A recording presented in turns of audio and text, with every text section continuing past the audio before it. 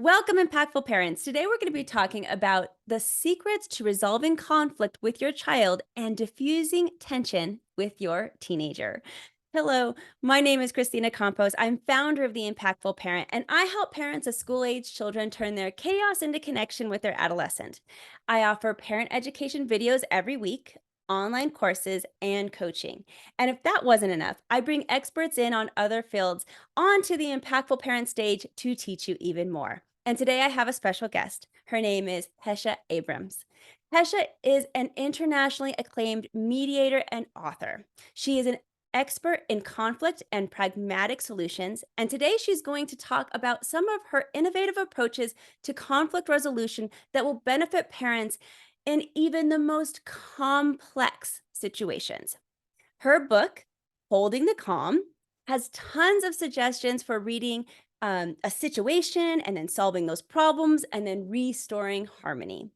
I'm excited to have Hesha as a guest today so we could all learn from her. Thank you so much for being here.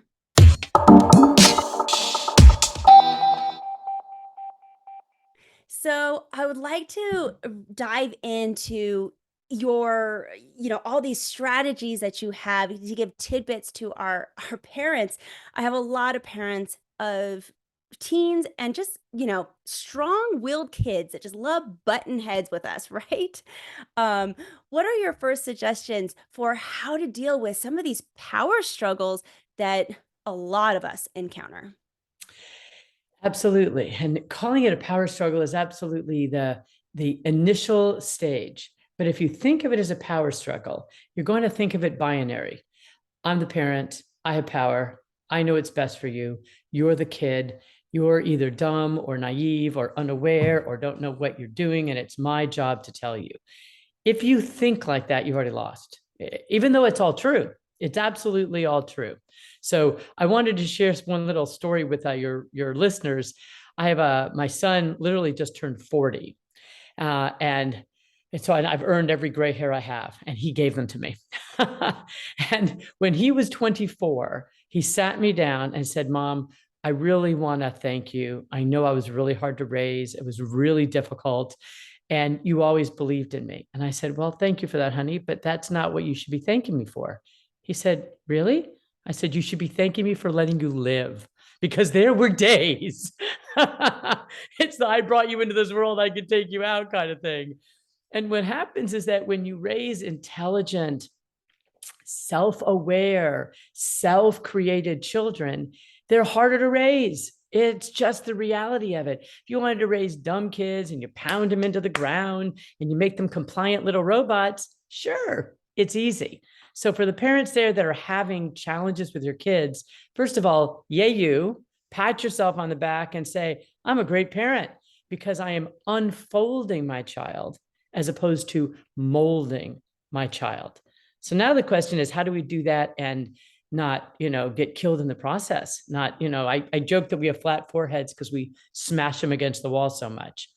So what I will tell you is that if you want magic beans, I mean, absolute magic beans, validation is your friend every single time. And what happens is we're all busy. So we're doing a million things and then go clean up your room, or no, you can't go to that party, or we just say stuff as throwaways.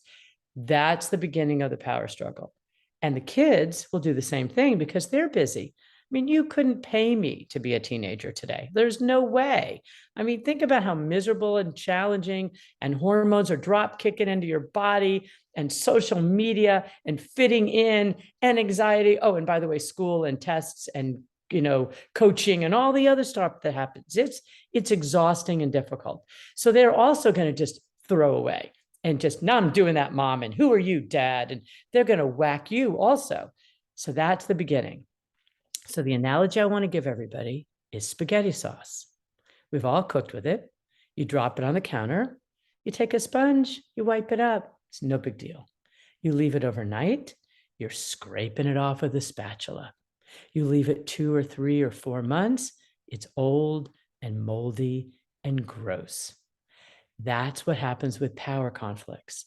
So, you give yourself some grace. You're tired, you're cranky, you're annoyed. No, you can't go to that party. That's the spaghetti sauce. When they react harshly, also in that moment, wipe that spaghetti sauce up easily and turn to them and say, I said that kind of quickly, didn't I? And they're going to just be shocked and go, yeah, you did. Okay, tell me why you want to go to the party. Now, imagine this little conversation we're going to have is going to take 3 or 4 minutes. And you're going to say, I'm tired, I'm cranky, I'm late for work, I got to do all these other things. But if you have the power struggle, that's going to take days. So if you can wipe that sucker up easily, it can still be, I don't think it's a good idea for you to go to that party. I don't like who's going to be there. It's a school night, it's late, you've got a science project. I mean, whatever it is that you're dealing with, but it's just the simple stopping. And then there's something in corporate America and HR, it's an old thing. I didn't invent this, called the sandwich technique. I just use it really well. So the sandwich technique is I've got my, my veggie burger in the middle by 2 big white fluffy buns. And those things are called validation.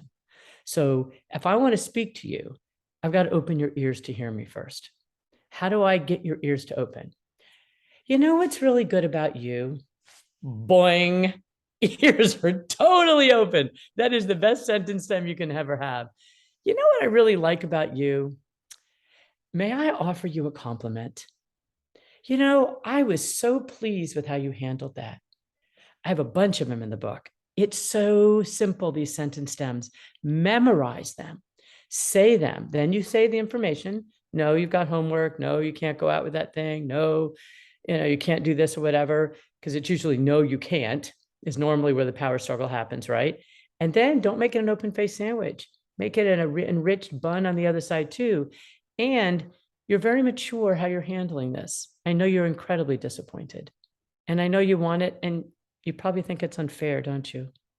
Yeah, I know. I think I would think it was unfair if I were you too. But I'm very proud of you for how you're handling it, or you're staying so calm, or you're being so respectful. You know what I really like about you? You handle things really well. You know what I really am proud of you for? You're able to hear no and not act out over it. You know what I really admire about you? Blah, blah, blah, blah, blah. Trust me, that little piece, I use that on CEOs of multi-billion-dollar companies and my teenagers. And guess what? It works. I love that. What a wonderful suggestion. The sandwich technique. It's a perfect way to describe validation, which was your first tip to us, is that validation is the key. So thank you. That's amazing. Now, I know a lot of other parents also struggle a lot with kids that have anger management issues. Yeah. I mean, especially I feel I don't know what it is, but a lot of kids just don't know how to deal with their emotions. And then the emotion that primarily comes out is that angry kid, and that angry kid that just won't calm down. Right. So again, we're stuck. How do you help that kind of parent? So never in the history of calming down has anyone ever calmed down by being told to calm down. And yet, isn't that what we do? To our friend, to our boss, not to our boss probably, but to our coworker, to our neighbor, to our kid, to our parent. Just take a breath, calm down. It's the worst thing you can do, because what happens is that we've got these 2 little kidney-shaped organs at the top of our brainstem, and they're called the amygdala. It's the fight or flight, fear, negativity center in the body. And what happens is that all conflict comes from a place of feeling powerless. So I'm going to tell you to calm down. All I'm doing is saying, you're powerless. I got the power. You got none. So if you make someone feel powerless, they're going to act out worse. That's what's going to happen. So would you like another quick, easy technique? Yes, please. Okay. And that's the reason I wrote this book, is that you don't need to get a PhD in this. You don't need to take some master class or get some certification. You just need to have some tools. And I like to use the analogy that we were cavemen and cavewomen shoving food into our mouths. Well, here's a fork, here's a knife, here's a spoon, here's chopsticks. What do you want to use and how do you want to use it? And so what I really literally created something for my 7-year-old grandson. And now I use it with other people, and I'll tell you how we do it. I call it dinosauring it out. So what happens is that when you get angry and upset, when you feel sad, when you have fear, anxiety, all these big emotions, when it happens, the amygdala gets triggered and you feel like I'm going to die. Like there's no way out of this black tunnel. I will be in here forever for the rest of my life and I'm going to die. That's the intensity of the feeling. And for teenagers, God bless them, it's even worse because they haven't lived long enough to know the boyfriend broke up with you, or you didn't make the team, or you got a bad grade and life will go on. They're learning that at this stage. And so it's really quite devastating. And what happens is the sympathetic nervous system goes, meow, and goes absolutely crazy.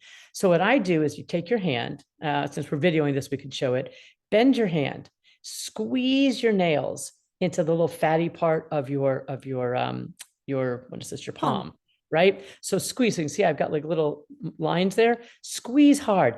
It's like a little pinch. Like, your grandmother would say, like, pinch yourself. You can also pinch yourself. What it does is it creates a sensory overload that contradicts the other big feelings. Now, it may not take it away, but it shifts the focus and attention from I'm anxious, I'm worried, I'm sad, I'm angry, I'm going to die, or I'm going to just punch someone, into, okay, I've got some control because I have shifted my sympathetic nervous system. And what I did with a 7-year-old is I called it dinosauring it out. What I would do with an older teenager is I'd say monster truck it out, or dance it out, or whatever is going to appeal to your kid. And so what it does is that in, like, what does this take? 3 seconds? Then the next one is, how am I going to label it something different so I can make the neuroscience in my brain, all of the wonderful things scientists are shoving us into MRIs and mapping all kinds of cool stuff in there. By labeling something, you drain 50% of the poison out of it, because you don't get to that edge of, I'm going to die, or I'm going to, punch a hole in the wall. And so being able to then pull it back and go, I am so angry. I can see that you're really angry. Do you want some, excuse me, do you want some help with that? Sometimes I go, no, leave me alone. You know what's really good about you? You're handling that really well. I'm really proud of you handling such big emotions. And it's hard. It's really hard. And then depending on your kid, and if they like to be touched or don't like to be touched, what I trained my kids into doing is some level of touch. I spin them around. You can take your hands and rub up and down their back and in their arms. Again, we're hitting the sympathetic nervous system. So you're literally doing this to just, I'm so angry, but I'm getting petted. But I'm still so angry, but I'm getting petted. Or I'm getting spun around so we can have another perspective and another way of looking at that. I do a little pinch. Those kinds of things take less than a minute. But what it does is it shifts them out of the reality of, I'm out of control. Okay, maybe I can be back in control. And then what you're doing is you're training your kids to say, like a lion tamer, you've got a whip and you've got a chair, and there's a lion, but you're training them, I can help you. I'm not the enemy here. I can help you. And I also want to say to parents here, just listening, I am 64 years old. I've run 4 successful businesses. I've been a lawyer for 35 years. I've done a lot. My resume is long and involved. And you want to know the hardest job I've ever done in my life? Be a parent. Absolutely. So give yourself a little grace. You're going to make 10,000 decisions this year, and only 9,000 have to be right. That means you can make 1,000 wrong decisions, and it's going to be okay. So when you give yourself some grace, they get to have some grace too. They get a chance to fail and be okay. They get a chance to say, I feel my feelings. I wanted to go to that party, or you're unfair. I know it feels that way. And I really admire you for being able to handle it.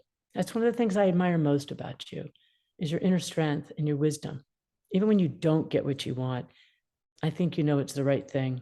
I really admire that about you. It's magic, listeners. It's magic. Does the validation and some of these techniques you're teaching us right now, does that work well with that kid that is just like you, that you just butt heads with all the time because they are just like you? And I know parents out there that have a kid that's just like them. They know exactly who I'm talking about. Yes. Is do you recommend continuing the validation, or is there some other tip that you would like to suggest?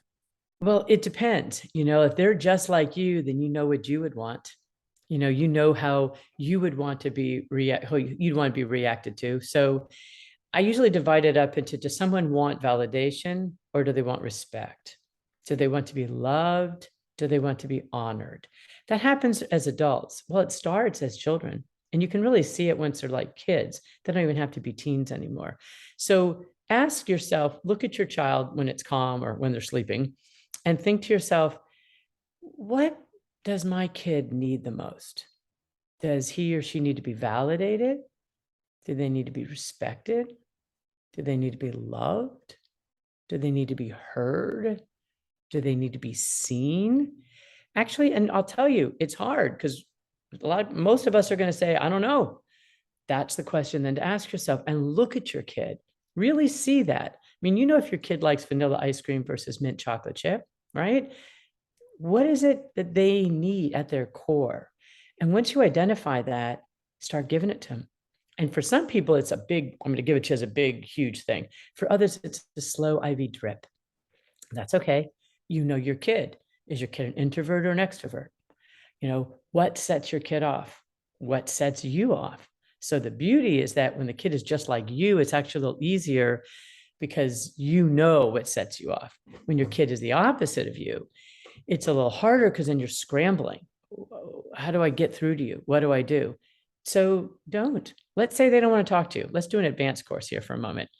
I'm not talking to you. You don't understand. You're stupid. You don't ever listen to me.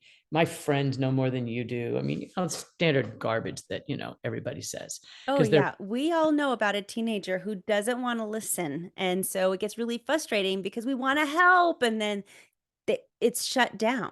that's right. And when they're shut down, what they're really saying is respect my space. Respect my space. Now, some want you to reach out to them. Some just want you to respect it. So you got to know your kid. So you really actually look at your kid and think the next couple of days, diagnose your kid. I mean, think about, there's a bomb left in the town square and that Michelin guy, waddles out. He doesn't just start cutting wires. He looks, he diagnoses. What is it? What's the pressure switch? What sets him off? What happens? So really diagnose what's going on. Then you'll know and you'll be able to say, I know you're really frustrated. You want me to give you some space now? How about when you're done and you feel a little better, you want to make some popcorn and watch a movie? Or you and I go out for ice cream? Or how about you and I sit down and work on whatever together? They can go, no, and then just start coming out of the room like, okay, can we do something? And just remember, we treat them as if they're little people, and they're not. They're chemistry experiments. Testosterone is one of the most powerful drugs known to humankind, and it's drop kicking into your son's body. Estrogen is like a crazy dragon that women, full-fledged women, have to learn how to ride it, both in our menstruation cycles. And then once we get into menopause cycles, we got to learn how to ride that dragon. And these poor girls are just being thrown on top of a bucking bronco with social media and boys and school and pressure and all the other nonsense too. So if you keep all of that in mind, it lets you take a step back and say, okay, I am going to do servant leadership here. Doesn't mean you don't have boundaries. Doesn't mean you aren't strict. I was a very strict parent, very strict. And I will tell your listeners one more thing that's funny. I used to do something called, because I'm a mediator, right? So I've been doing this 35 years, did something called peace chairs. So when my son and my daughter would fight with each other, I would bring out these little special chairs. I would make them sit in it and listen to each other and do what's called reflective feedback, where you have to mirror back what the other person says to really hear them. And it would take like 15 minutes, and they hated it. but I made them do it. And so what would happen is they'd fight. I go, that's it. I'm getting out the peace chairs. And they go, no, no, no, no, no, no. We love each other. We love each other. We love each other. So from That's my wonderful. perspective, it still worked and it stopped the fight. And now I have adult children with like really good skill sets. That's right. Hesha, there is a lot of parents who just don't know what to do. And so then we have to kick in our creativity and go, how do we solve this problem? So, how do we become creative when we don't know how to do the solution? That's wonderful. So let me share with you a story I heard on Hidden Brain. And it was absolutely magnificent because it talks about this exact concept. One of the chapters in the book I have is called Creating Small Winnable Victories. Small little tiny victories hit the dopamine reception in the brain. So you're like the chicken in there whacking the lever to get a pellet out of the machine. And our kids are that way, and so are we that way. That's that dopamine receptor, in the brain. And so it was a company that sold $20,000 bespoke customized couches. You'd pick the fabric, you pick the size, you pick the piping. I mean, 20 grand for a couch. And a lot of people would go through it on the computer and at the last minute, not complete the sale. So the company thought, okay, you got to put gas in the car. You got to go faster, more sales, more promotion, more advertising, more celebrities. Didn't change it. So finally, somebody said, okay, let's put the brakes on it. When you got a car, you put in gas or you put in brakes. So they pulled it back. They hired someone to interview people at the point of sale. Why did they not complete the sale? And the number one overwhelming reason for people that could afford a $20,000 couch? What was it? They didn't know what to do with their old couch. Solution is now easy, right? When you buy your new one, we'll take away your old one. Sales skyrocketed. So when we talk about being creative, you've got a problem with a kid or a teacher, or a neighbor, or whatever. When we say be creative, it's kind of like saying draw, paint. Oh, it's not the way it works. So look at it and say, am I putting gas on the problem? Or do I need to put a brake on a problem? And there's a guy named Daniel Kahneman who was actually a psychologist, but won a Nobel Prize in economics for proving that the vast, vast, vast majority of people don't really want to win. They just don't want to lose. So when you get into a situation and you feel like you're in a power struggle or you feel like you're in a conflict, instead of trying to think how the other person's trying to win or be right, think about how the other person is trying not to lose. It will completely change how you think about it. That is so powerful, especially if you're dealing with teenagers who want to not lose so badly because they're trying to, assert that independence and be their own person. And that's a game changer idea. Good. What about that child that cries about everything? Yeah. Super sensitive kids that Yeah. it Yeah. just seems like there's always drama. Yeah. Always drama in the house. And you're trying to navigate that as a parent to not trickle out to, the other siblings and to move on with your day. How do you support a kid that's just in shambles all the time, it feels like? So think about that kid is pretty miserable. Think about what it would be like if that were you and you were filled with that high intensity of emotionality that you were riding that bucking bronco all the time. That would be terrifying because you can't get control of yourself. So you have to look at your kid. What does that kid need? And being able to say to yourself, how can I support that kid? So sometimes it's with boundaries. There's a time how we're about to go into church or we're about to go to synagogue or we're about to go do something. It's time to buck up. We can put our emotions in a box and put them over here and deal with them later. Or you teach them a breathing technique, or you teach them dinosauring it out, or you teach them how to stand on your toes and drop down, stand on your toes and drop down. So they have some kind of physicality to help them get a hold of themselves. And if it's big, legitimate stuff, okay, it's time for us to sit and emote and talk about our feelings and figure out what we're going to do. Okay. And there's times and places where I'm late for work, or you got to get to school, or, and we don't have the time for this. So you train your kid when they're calm that these are the boundaries. This is how it's going to work. And if this happens and we can't, let's agree on a code word that we're going to say that puts it in a box, and we'll deal with it after school. And very often they'll come home from school and you'll say, well, you want to talk about what? And they go, what? What? What? There's no issue anymore. Because often it's like a fast fry, and then it just burns itself up. So that's why these are, in all of these are different techniques to use for your particular kid. But then also everything here also is going to work with neighbors and at work, and because the person who couldn't handle their emotions at 9 doesn't do so much better at 29. And that's your coworker, right? Or the kid's teacher or a neighbor. Actually, that brings me to my last question for you, and that is that co-parent that you're struggle with. And there's so many co-parents, whether you're still married and you butt heads because maybe you have different parenting styles, or you're divorced and you're truly co-parenting with somebody who you just don't get along with much anymore.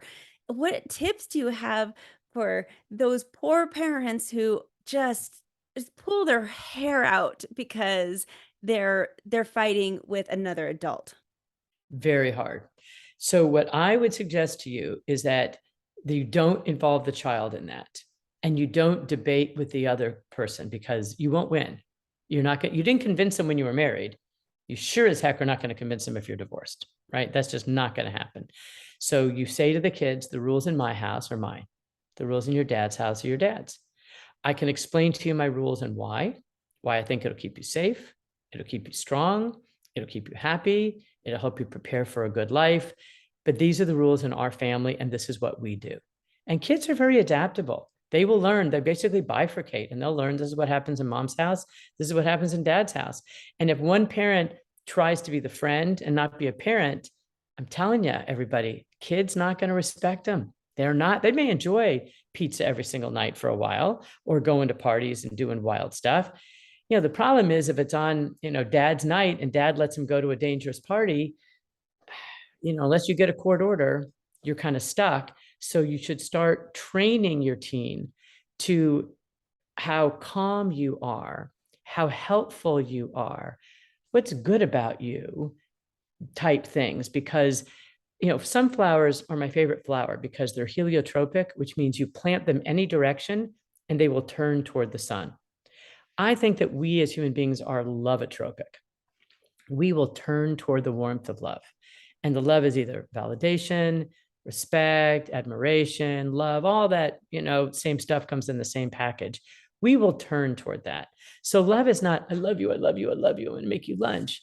Love is, I'm a calm, balanced adult that is stable and here for you. And I will explain my reasons, and you can tell me I'm unfair and wrong, but it's in their head now. They'll know, they'll understand. And that teaches them when they make a bad mistake, my mom was right. My dad was right. I don't want them to be right, but it will stick in their head. And how do you develop good judgment? By having bad judgment. So how do you allow the kids to develop and evolve? They got to fall flat on their tushes and make mistakes. That's just sort of the nature of it. So if you stop the fight with the ex, and even within a family, and just, these are my rules and this is how it has to be, there's no third party warfare that we know those kids are going to manipulate. They'll manipulate the adults. You just refuse to play that game. That's just it's about winning. It's literally about what is looking for the win. What is the win that you can do? And if you can't on certain things, you surrender and accept it, because fighting is only going to make everything worse.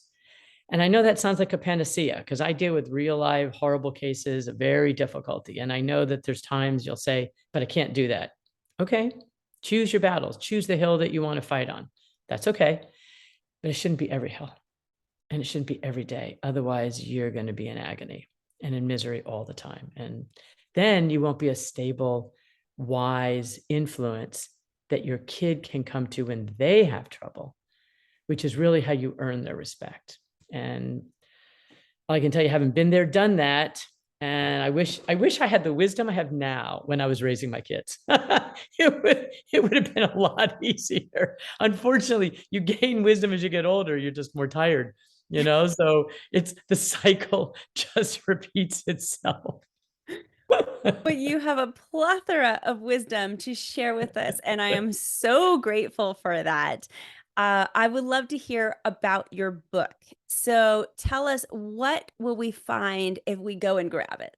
Yeah, so here I happen to have a copy of my book, but what I did is I've made 10,000 speeches in life. And people are always saying, you got to write a book, you got to write a book. Who had time to write a book? I work all the time. And I had a hysterectomy 2.5 years ago, and knock on wood, everything was fine, but I was grounded for 6 weeks. And the book poured out of me because I know how to handle things. I have a fork and a knife and a spoon and chopstick and 20 other tools. And people are always asking me for advice. And I said, okay, this has to be available to everybody. It's not fair. This should be taught in schools.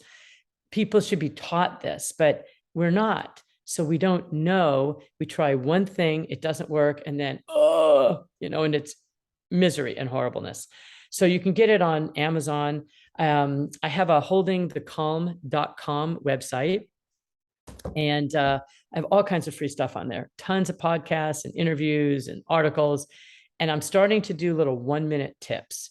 And so because of your podcast, Christina, I'm going to start doing some on some parenting things where it's 1 minute. So you can do it, maybe watch it with your kid, send it to somebody else if you want to, and it's free. You just go online and just sign up for it. I don't sell the list. I don't do any of that. I mean, this book really is a public service for me because I have a day job. So this was really about letting people know, and I wanted to make it simple and paperback and easy. You can read it in an hour and a half. So it's quick that, okay, I can do something tomorrow that is better. And everything I've been talking about here is really chapter 1 in the book, which is speak into the ears that are hearing you. And I have a whole bunch of techniques and other things in there to find out more about your kid. Like one of the things you'll want to know, is your kid a visual, auditory, or kinesthetic learner? I bet most people don't know that yet. It's like, do I have an iPhone or an Android? Completely different operating systems. You want to know, and you want to know for yourself, what am I? Am I visual? Am I auditory? Am I kinesthetic? It's really easy to figure out. And so things like that. So then you speak into the ears that are hearing you. You can adapt your message, and then you sandwich it with some nice, fluffy buns. So I always say to everybody, go do good things. That's what if you like the ideas I have here in the book, give it to other people. Take my stories, use them. I mean, I'm giving them away. Take them, use them, because our brain thinks in stories. Think of the Torah, the Bible, the Bhagavad Gita, the Buddhist Dharmasalas, the Quran, all holy texts of all religions, all speak in stories and icons, because that's how our brain receives information. So think about this interview I've done with you. I've used so many analogies. What appeals to you? What works for you as a listener? The wet spaghetti sauce, the couch, the fluffy bun? What's going to resonate with you? What's going to resonate with your kid?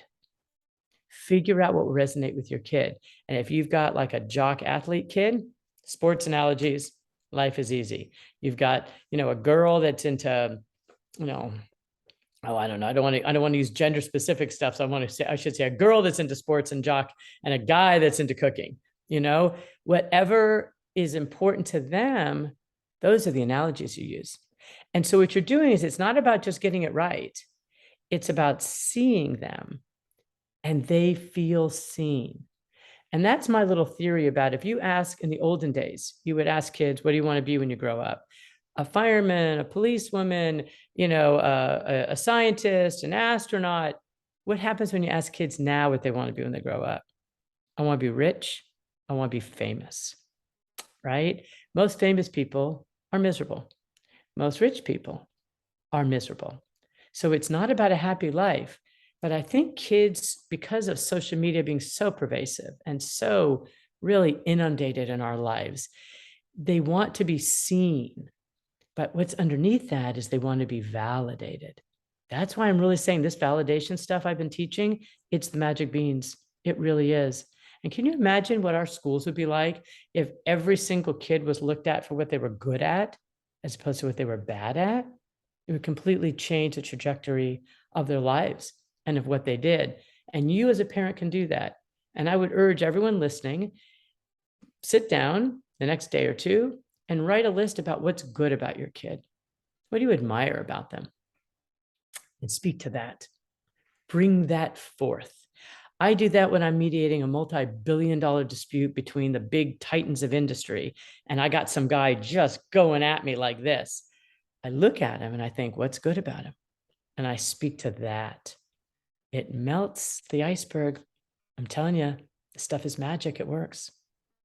Thank you so much, Hesha. Make sure that you guys go out and check out her book. It's amazing. Holding the Calm, available on Amazon. And I just want to go to your website. Can you say the website one more time? Oh, sure. It's just holdingthecalm.com. So it's calm, CALM, holdingthecalm.com. And it's at Amazon, it's at, Walmart, Barnes and Noble, wherever books are sold, type of a thing. And I really hope it's going to well, I'm being told it is very helpful. It is really helping people. So I hope your listeners will gain some benefit from it and make life a little easier, because life is hard and we need to catch every break we can get, right? Absolutely. Parenting is hard enough as it is. We need all the tools for our toolbox as humanly possible to help us navigate through this crazy journey. So, thank you so much, Hesha, for being on today. I really appreciate you. My pleasure, everybody. Have a good day. I hope today's episode brought value to you. And if you would like to become a more impactful parent, download the Impactful Parent app. The Impactful Parent app is free to download and full of episodes just like this one to help you in your parenting journey. So, carry help and tips and parenting resources right in your pocket so you can refer to them whenever you need it most. Plus, when you download the Impactful Parent app, you are also joining a community of like minded parents that also want to be the best parent they can for their child. So, download the app for free and discover new techniques to make your parenting more effective. Get parenting resources to make your life easier, and then track your progress to help you become more accountable. It's all about intentionalizing your parenting and the ability to interact with other parents and even me through the app. All of this and so much more is literally right in your pocket once you download the app. So download it today. You got nothing to lose. So go to theimpactfulparent.com and discover how you can step up your parenting game and become a more impactful parent. But until next time, you got this, parents. I'm just here to help.